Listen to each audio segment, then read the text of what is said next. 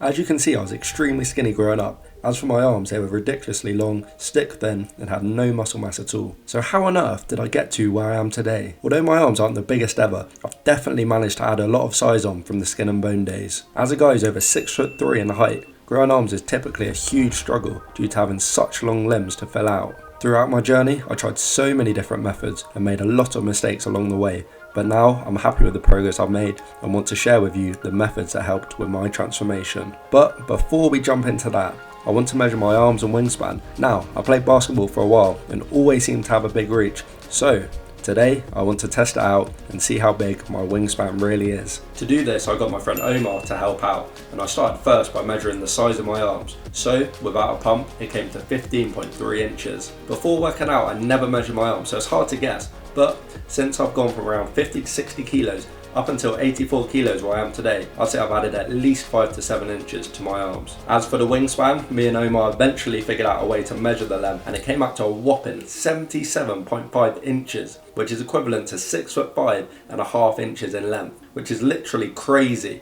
as my height only comes to 6'3". Now, I think this is quite possibly one of the worst starting points you can have to achieve bigger arms, with such a long wingspan and no muscle mass or size at all. So if I can do it, I'm sure if you follow my steps, you'll be able to as well. Now, with growing my arms, I fell into the classic gym beginner trap. After seeing all the big movie stars with massive bulging arms and constantly feeling small in t-shirts, I thought that having a full training day for arms and doing 4 or 5 exercises each for both biceps and triceps would be the best way to get huge arms. And that's simply just overkill. I was doing so much volume on that one huge arm day per week. And at the time I thought if I include the most amount of arm exercises per week in my split, that'll get me the biggest results, but this simply just wasn't the case. So how did I fix this problem? I focused on frequency, and by training arms 2 or even 3 times a week, I reduced the exercises down from 8 to 10 exercises per workout to 2 or 3 for biceps and 2 or 3 for triceps. And this is where I saw a significant change. I would add in a bicep or tricep workout after training a big muscle group, such as training back and biceps or chest and triceps. This allowed me to train each muscle group twice a week with good intensity. So now, let's show you the workout. Now, I'm starting with a preacher curl, as I find the stretch of the exercise really builds a mind to muscle connection and helps me to warm up my biceps. However, I'm sure we've all seen this video though, so make sure to be super careful when loading the weight and pushing hard. The preacher curl targets mainly the short head of the bicep, and for this I would do 2 to 3 sets of 8 to 10 reps. With the reps, you want to be slow on the eccentric, so this is when the weight is in the lowering phase, and then a powerful squeeze on the concentric phase when you're bringing the bar towards you. Moving on to hammer curls, I like to do these seated as it increases stability and also reduces the chance of poor form and momentum swinging. This targets the long head of the bicep and also the brachialis, so it's great for blowing up your forearms as well as your biceps. Again, I would do 2 to 3 sets of 8 to 10 reps on each arm, making sure that the last rep or 2 on each set is very tough and close to failure, as you have to be training hard in order to get big arms. Then on to the final bicep exercise, barbell curls. This is a great pump finisher to get those thick looking arms. On the last set, I like to train to failure and then do a tough drop set to really get the pump going. With arms, you have to train with a high intensity in order to maximize gains. Now that we've completed the biceps, we'll move on to the triceps. But first, we have to get a mandatory pump check in, of course. As you may have heard, your triceps cover 2/3 of your arms, so having big triceps can really make your arms look huge. For the first exercise, I'm going with tricep dips. This is a bodybuilding classic, and for good reasons too. The triceps are made out of 3 heads, and this targets a lateral and medial head. It can be made harder by attaching weight to your body, or it can be made easier by using a machine. As you can see, you want to focus on a controlled dip, a slight lean forward. Whilst doing this movement, make sure to keep your elbows tucked in throughout the dip. Now, time to target the long head of the triceps with overhead extensions. A really common gym error with this exercise is flaring your elbows out.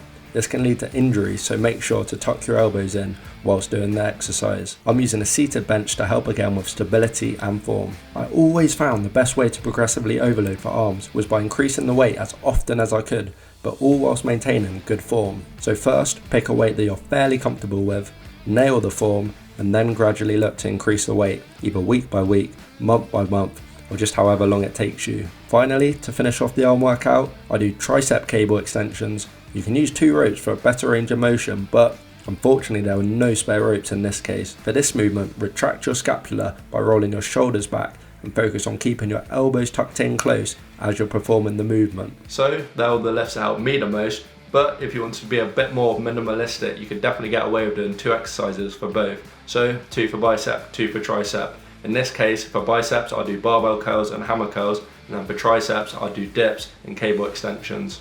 Now, in terms of progressive overload, there's 2 methods I've tried and have worked really well for me. So one way could be by starting on the lower rep ranges with heavier weight, so this could be 2 or 3 sets of 8, and then increasing the weight, progressively overloading up until you reach the higher rep ranges, so 3 sets of 12. For the other method is simply just increasing the weight as often as you can. So this could be week by week, month by month, and even let's say for the barbell curl, even if you add on just one of those small plates, so the 1 kg plates, this can compound over time and have a huge effect on your gains. So it really is worth just trying to progressively overload as much as you physically can. Now, apart from all of that training information and methods, of course being in a calorie surplus and eating high amounts of protein is very beneficial to growing bigger arms or even just a bigger physique in general. So I hope that's made it a little bit clearer on how to gain size on your arms. And if you're serious about transforming your physique this year, you can apply for my one-to-one online coaching, which includes a personalised workout and nutrition plan tailored around your lifestyle, your preferences.